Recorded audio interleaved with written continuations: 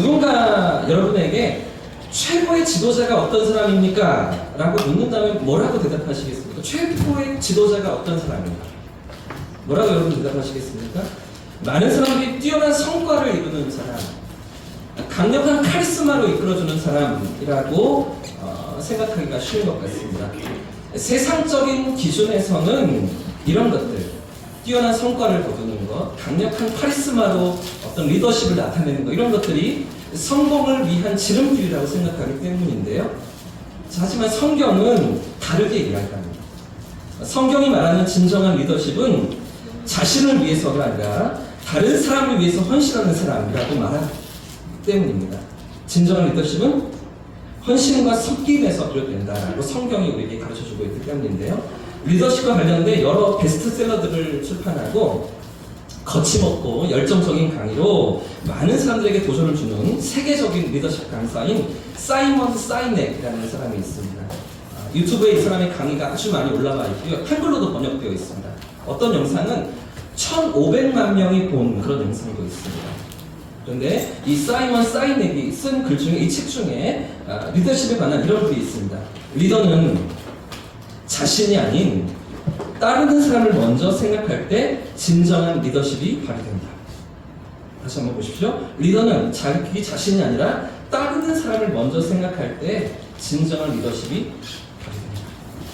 오늘 우리가 잠시 살펴보려고 하는 사도행전 20장 말씀에서 바울 자신의 삶으로 이런 리더십의 모습을 보여주고 있습니다. 그래서 말로만 가르치는 것이 아니라 자신의 모든 삶과 행동 그리고 결단을 통해서 복음을 보여주고 복음을 드러내고 있는 그런 바울의 모습인데요. 자기 자신을 위한 삶이 아니라 고난과 희생을 감수하면서 다른 이들을 섬기기 위한 그 삶의 자리로 나아가는 바울의 모습이 오늘 본문에 나타나고 있는 것입니다. 방금 우리가 읽은 본문은 이제 바울과 실라가 3차 전도여행을 다 마무리하고 모든 사역을 마치는 그 시점에 기록된 그런 장면인데요. 우리가 지난주에 3차 전도여행이 시작되는 모습을 살펴보았는데 금세 한 주 만에 이 3차 전도여행이 끝나는 모습을 살펴보고 있습니다.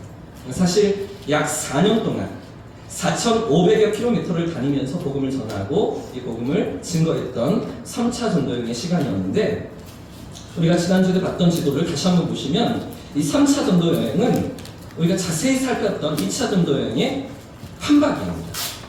거의 비슷하게 2차 전도여행과 똑같이 2차 전도여행 때 다녔던 것들을 다시 찾아가고 다시 방문하면서 이 경로가 거의 비슷합니다. 그때 만났던 성도들을 다시 찾아가고 그 성도들을 말씀으로 섬기면서 일으키는 일들을 했던 바울과 실라 3차 전도여행 팀의 사역이었는데요. 조금 다른 게 있다면 2차 전도여행의 핵심 사역지가 어디였습니까? 2차 전도여행 어디라고요? 2차 전도여행의 핵심지 어디였어요? 고린도라는 지역이에요. 3차 전도여행의 핵심지는 에베소였어요. 2차 전도여행에서는 1년 반 동안 고린도에서 섬겼고 3차 전도여행 동안에는 2년 반 동안 에베소에서 섬겼던 그런 사역이었는데요. 자, 이렇게 2년 반 동안의 시간이 지나서 에베소에서의 시간이 지나서 지난번과 똑같이 지도를 보시면 마게도냐 지역으로 올라갑니다. 그리고 고린도까지 방문하고 그리고 갔던 길을 되돌아 거슬러 오면서 그러면서 3차 전도여행이 마무리되는 그런 일정이 이 바울과 실라의 여정인데요. 자, 그런데 여러분 방금 우리가 읽었던 사도행전 20장 17절 이하의 본문은 이 모든 여정을 마치고 바울이 다시 3차 전도여행을 마무리하던 그 시점에 그 길목에 밀레도라는 항구에서 잠시 머물렀던 그때 이야기를 오늘 본문이 우리에게 보여주고 있습니다.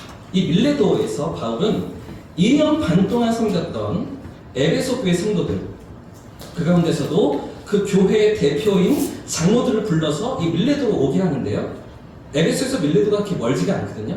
밀레도 항구에서 에베소 교회 성도들, 장로들 대표로 오라고 바울이 부르게 됩니다. 오늘 본문의 17절과 18절 말씀인데 같이 한번 읽어보겠습니다. 시작! 바울이 밀레도에서 사람을 에베소로 보내어 교회의 장로들을 정하니 아시아에 들어온 첫날부터 지금까지 내가 항상 여러분 가운데서 어떻게 행하였는지를 여러분도 아는 바니. 아멘. 이제 바울은 2년 반 동안 동고동락했던 그 에베소 교회 성도들과 헤어져야 할 그런 자리에 있었습니다. 자, 그런데 이런 헤어짐은, 지금 이 자리에서 헤어짐은 이전과는 조금 다른 모습이었는데요. 1차 전도 여행 때나 2차 전도 여행 때는 그래도 다시 만날 것을 기약할 수가 있었습니다. 다시 그들을 만나고 다시 그들에게 돌아가서 다시 그들과 함께 말씀을 나누고 그들과 함께 교제할 수 있는 그런 일들이 있을 거라고 바울은 기대했던 것이죠. 하지만 지금은 그렇지가 않습니다. 3차 전도여행을 마치고 돌아가는 길목에 지금 밀레도에서의 바울은 그렇지가 않은데요. 지금 바울이 돌아가는 곳은 떠나온 출발했던 안디옥 교회가 아니었습니다. 어디로 돌아가냐면 예루살렘으로 돌아갑니다. 왜 그렇습니까? 이제 바울은 하나님의 인도하심을 따라서 예루살렘으로 올라가고요. 그 예루살렘에서 당시의 땅끝이라고 여겨졌던 로마로 향해 나아갈 그런 계획을 가지고 있었기 때문인데요. 오늘 본문 앞에 사도행전 19장 21절 말씀을 보시면 제가 읽어보겠습니다. 이 일이 있은 후에 바울이 마게도냐와 아가야를 거쳐 예루살렘에 가기로 작정을, 어디로 간다고요? 그러니까 안디옥 교회가 아니에요. 출발했던 안디옥 교회로 돌아가는 것이 아니라 예루살렘으로 나아가기로 작정하려는데, 내가 거기 갔다가 후에 어디로 나아간다고요? 세계 중심지였던 당시 지중해 일대를 다스리던 가장 강력한 제국, 그 로마의 그 수도에 복음을 전하여서 이 심장부의 복음을 터뜨림으로써 이 로마를 통해서 전 세계로 복음이 확장될 것을 꿈꾸며 로마로 나갈 것을 생각하고 계획했던 바울인 것이죠. 여러분 잘 아시는 것처럼 이제 바울이 예루살렘으로 올라가서 이제 로마로 향하게 되는데 어떤 신분이 되어서 로마로 나아가게 됩니까? 죄수의 신분이 됩니다. 편안한 여행자가 아니고 그저 복음을 전하는 복음 증거자가 아니고 붙들립니다. 그리고 죄수가 되어서, 그리고 이 사형을 받을 만한 그런 어떤 죄목으로 재판에 고발되면서 바울이 이제 시저에게, 황제에게 재판을 받기 위해 로마로 나아가는 그런 죄수의 신분이 되는데요. 바울은 로마 시민권을 가진 사람이었기 때문에 로마의 총독이었던 그런 지역에서, 한 지역에서 재판을 받는 것이 아니라 로마 황제에게 항소할 수 있는 권리가 있었습니다. 그래서 로마로 나아가는 그런 장면인데 죄수가 되어서 가는 거죠. 편안하게 가고 있는 것이 아닙니다. 결국은 그렇게 로마에 도착해서 그곳에서 머물면서 가택 연금 상태에 머물다가 또 지하 감옥에도 갇히게 되거든요. 이런 상황들 가운데 복음을 전하면서 로마 심장부에서 하나님의 사랑을 증거하다가 마지막 최후를 맞이하는 그런 바울의 모습이 사도행전의 마무리에 기록되어 있습니다. 그래서 오늘 본문에서 바울은 비록 이런 사건들을 다 알지는 못해요. 예루살렘에 올라가서 어떤 일들이 기다리고 있는지, 어떤 형편이 자기를 기다리고 있는지 다 알지는 못하지만, 그러나 직감적으로 이제 사랑하는 성도들과 2년 반 동안 함께했던 그 에베소 성도들과 다시는 만나기 어렵다는 것을 알고, 다시 그들과 교제를 나누기 어렵다는 것을 알고 마지막 작별의 인사를 이 밀레도에서 나누고 있는 것입니다. 다시 만날 수 있을지, 그들과 함께 볼 수 있을지 알 수 없는 상황 가운데 석별의 정을 나누고 있는 그런 바울의 모습인 것인데요. 그래서 이 밀레도로 달려온 에베소 교회 장로들에게 바울이 당부하는 이야기가 있습니다. 마지막 인사를 건네는 장면이 있습니다. 그게 바로 오늘 본문인데, 세 가지 당부를 에베소 교회 성도들에게, 장로들에게 하고 있는데, 첫 번째는요, 함께 따라해 보겠습니다. 기억하라. 기억하라. 기억하라는 것입니다. 자, 오늘 본문 첫 번째 메시지 18절부터 21절까지의 말씀을 같이 읽어보겠습니다. 시작. 오매 그들에게 말하되 아시아에 들어온 첫날부터 지금까지 내가 항상 여러분 가운데서 어떻게 행하였는지는 여러분도 아는 바니, 그 모든 겸손과 눈물이며 유대인의 관계로 말미암아 당한 시험을 참고 주를 섬기는 것과 유익한 것은 무엇이든지 공중 앞에서나 각 집에서나 거리낌 없이 여러분에게 전하여 가르치고, 유대인과 헬라인에게 하나님께 대한 회개와 우리 주 예수 그리스도에 대한 믿음을 증언한 것이다. 아멘. 여러분, 지금 바울이 에베소 교회 장로들에게 무엇을 기억하라고 당부하고 있을까요? 내가 어떻게 너희를 가르쳤는지를 기억하라는 것입니다. 내가 처음부터 지금까지, 내가 너희를 처음 만날 때부터 지금 2년 반의 시간을 지날 때까지 너희를 어떻게 섬겼는지, 수많은 핍박과 고난 가운데서도 인내하면서 너희를 가르쳤다는 것, 그것이 무엇입니까? 자, 21절 말씀의 핵심입니다. 21절.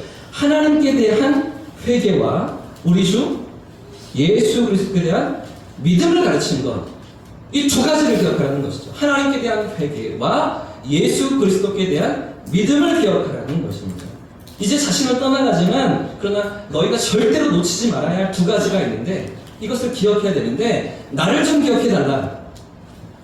내가 너희를 섬기고 너를 위해서 헌신했던 것을 기억해달라 이런 것이 아니었습니다. 나와 함께 했던 소중한 시간들을 추억해달라, 잊지 말아달라 이런 것이 아니었습니다. 하나님께 대한 회개입니다. 하나님께로 돌이키는 거죠. 하나님과 함께 살아가는 것입니다. 주인된 인생이, 타락하고 범죄한 인생이, 하나님 없이 살아가던 인생이 하나님께로 돌이키는 회개, 하나님 그분 앞에서 살아가는 삶, 그 회개를 기억하라. 그리고 예수 그리스도에 대한 믿음을 너희가 기억하라. 그 믿음을 붙들고 살아가라. 이 회개와 믿음 없이는 너희 믿음이 한번합니다. 바로 이 두 가지를 놓치지 말고 기억하라 이렇게 권면하며 당부하고 있는데요. 사랑하는 여러분, 오늘 우리에게도 이런 믿음이 있기를 소원합니다. 하나님 앞에서의 회개입니다. 하나님 앞으로 돌이키며 그분 앞에서 살아가는 것입니다.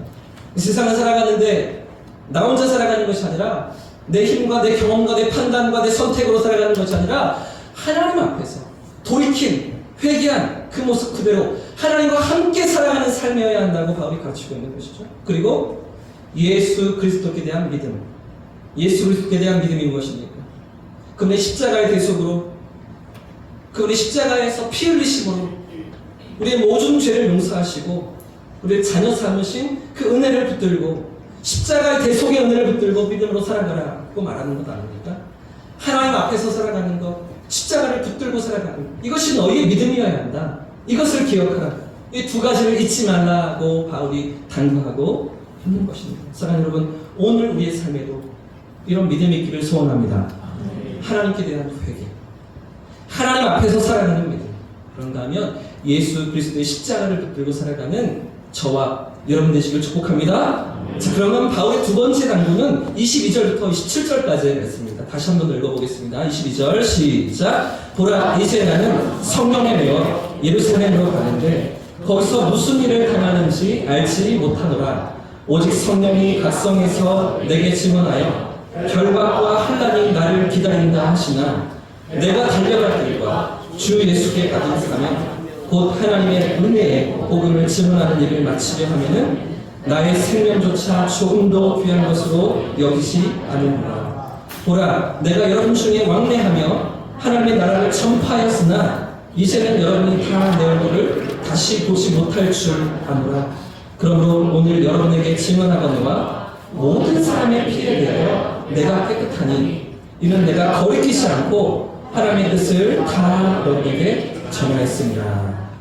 네, 여러분 길게 우리가 27절부터 22절부터 27절 말씀을 읽었는데요. 바울의 두 번째 당부가 무엇일까요? 바울이 그 에베소 장로들에게 당부하는 두 번째 내용이 무엇일까요? 첫 번째는 기억하라. 두 번째는 순종하라. 한 번 더 따라해보겠습니다. 순종하라. 그래서 순종하는 것입니다. 성령의 인도하심 앞에 순종하는 것. 지금 바울은 자신의 이야기를 하고 있습니다. 자기가 어떤 심정으로 예루살렘에 나아가고 있는지, 그곳에 핍박과 환난이 기다린다고 하시나, 그러나 누구의 인도하심을 따라가고 있습니까? 성령의 인도하심을 따라가는 거예요. 그러니까 자신의 삶을 고백하면서 자기의 이야기를 하면서 성령의 인도하심을 따라가는 삶에 권면을 하고 있는 거죠. 너희도 이렇게 살아가는 거야. 하나님의 백성은, 하나님의 자녀들은 이렇게 살아가는 거야. 성령의 이끄심 앞에, 말씀의 인도하심 앞에 순종하는 거야. 순종하는 삶을 살아가라 이렇게 말하고 있는데요. 두 번째 핵심은 24절 말씀입니다. 제가 읽어보겠습니다. 내가 달려갈 길과 주 예수께 받은 사명 곧 하나님의 은혜의 복음을 증언하는 일을 마치려면은 나의 생명도 조금도 귀한 것으로 아끼지 않는다. 할렐루야. 이것이 바울의 고백이었습니다. 성령의 인도하심을 따라서, 말씀의 이끄심을 따라서 나아가면서 내 생명조차 조금도 귀한 것으로 여기지 않아요. 왜? 어떻게 그럴 수가 있습니까? 하나님의 그 은혜 속에서 내가 살아가기 때문이죠. 하나님의 생명을 누리면서 살아가기 때문이죠. 내게 약속하신 영원한 나라, 영원한 생명이 있기 때문에 그런 것 아니겠습니까? 이 땅에서의 삶, 부귀와 영화, 성공, 사람들이 알아주는 것, 인기, 명예 이런 것들이 아니라 하나님께서 주시는 상급이 더 복되고 귀하고 영광스럽다는 것을 알기 때문에 내 생명조차 조금도 귀한 것으로 여기지 않으면서 성령의 이끄심을 따라, 말씀의 이끄심을 따라 순종하며 나아갔던 것인데요. 사랑하는 여러분, 오늘 우리는 무엇을 따라 살아가고 계십니까? 여러분의 삶은 어디에 삶의 목적이 있으십니까? 내 삶의 의미와 가치와 행복은 어디에 있다고 생각을 하십니까? 세상 사람들 말하는 것처럼 돈을 많이 버는 것? 부족하지 않도록 많이 모아놓고 쌓아놓고 살아가는 것? 어느 정도 높은 자리에 올라가는 것? 인정받는 자리에 올라가는 것? 내 삶을 이번 생은 나는 망한 것 같아. 나는 아닌 것 같아. 그래서 이제 자녀들만이라도, 우리 자녀들만이라도 남보러 하지 않을 정도로, 그죠? 다들 보란 듯이 그렇게 우리 자녀들이 살아가는 거 많이 누리고 가지고 떵떵거리며 그렇게 살아가는데 거기에 우리 삶의 목적이 있습니까? 여러분은 무엇을 따라서 살아가십니까? 세상의 기준입니까? 하나님의 말씀입니까? 우리를 지으시고 우리를 보내신 하나님 앞에서 그 하나님의 부르심과 인도하심이 어디에 있는지를 여러분 바라보며 살아가고 계십니까? 여러분의 삶의 목적이 어디에 있으십니까? 오늘 우리가 선택하고 행동하는 것들이 하나님의 뜻과 성령의 인도하심 앞에 따라 나아가고 계십니까? 바울은 순종하고 있는 거죠. 내 안위와 내 편안함과 내 성공을 위해서 사는 삶이 아니었습니다. 성령의 이끄심 앞에 순종하는 그 삶의 모습을 고백하고 보여주면서 이렇게 살아가는 거예요. 이게 진짜 믿음이야? 이게 진정한 하나님 백성의 삶이야 라고 가르치고 있는 것인데요. 사랑하는 여러분, 저와 여러분의 삶도 이런 믿음으로 나아갈 수 있길 축복합니다. 순종할 수 있길 원합니다. 말씀 인도하심 앞에, 성령의 인도하심 앞에 순종하며 나아가는 저와 성도님들 되시길 축복합니다.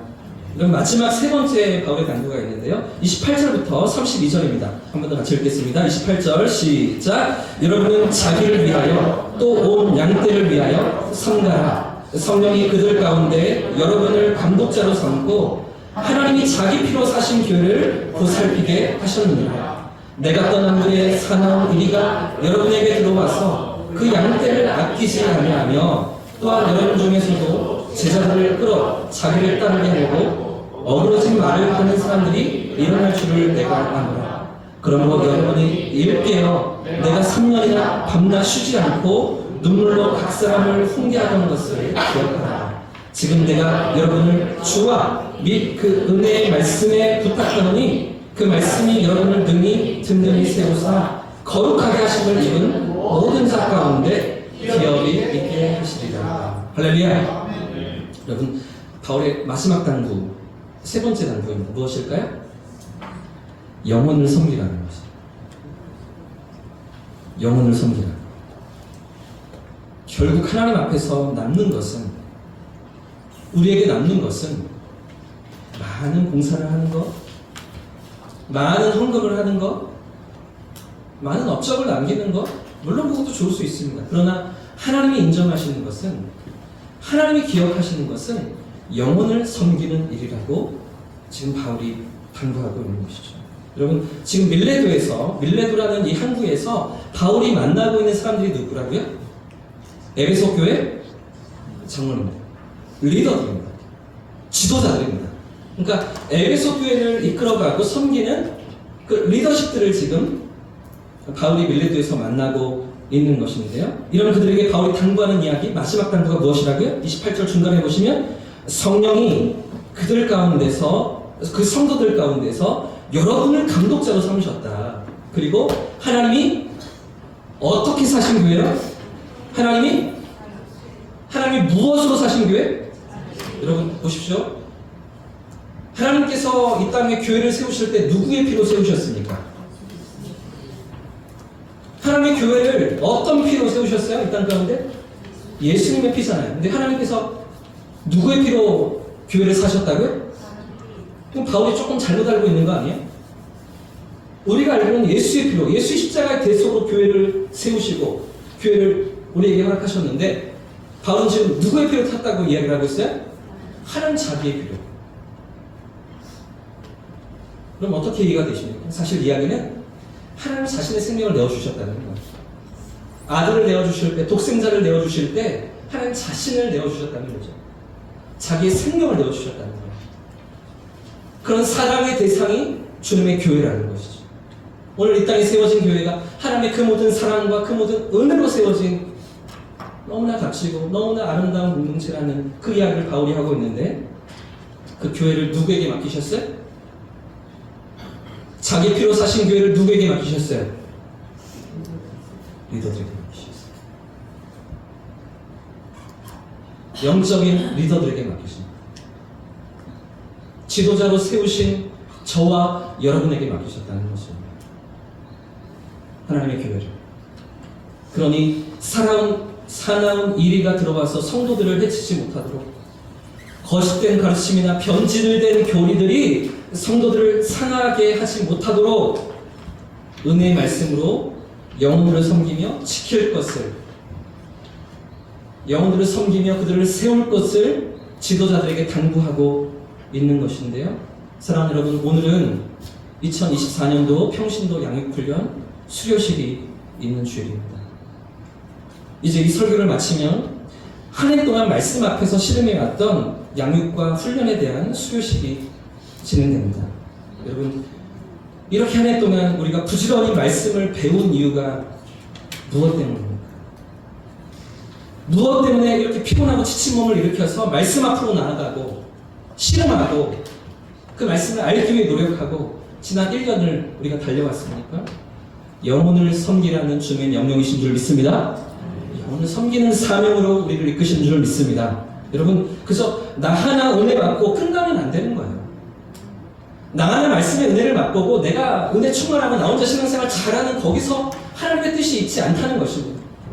영혼을 섬기는 것, 영혼을 세우는 것, 그게 하나님의 뜻이고 거기에 하나님의 목적과 부르심이 있는 줄 믿고 영혼을 섬기는 자리로 우리가 나아가기를 하나님 원하시는 것이죠. 이제 이 훈련 이후에, 양육 이후에 사랑방 리더로 세워지는 분들을 통해서, 주일학교 교사로 세워지는 분들을 통해서 우리 공동체가 곳곳에 영혼들이 살아나고 믿음의 고백들이 터져나오고 말씀 위에 든든히 세워져가는 우리 교회 될 수 있기를 주님의 이름으로 축복합니다. 저와 여러분들을 통해서 주님의 교회가 더 든든히 세워져가고 하나님의 일하시는 역사를 드러내고 세상 가운데 이 복음을 마음껏 증거하는 우리 대형교회 될 수 있기를 주님의 이름으로 축복합니다.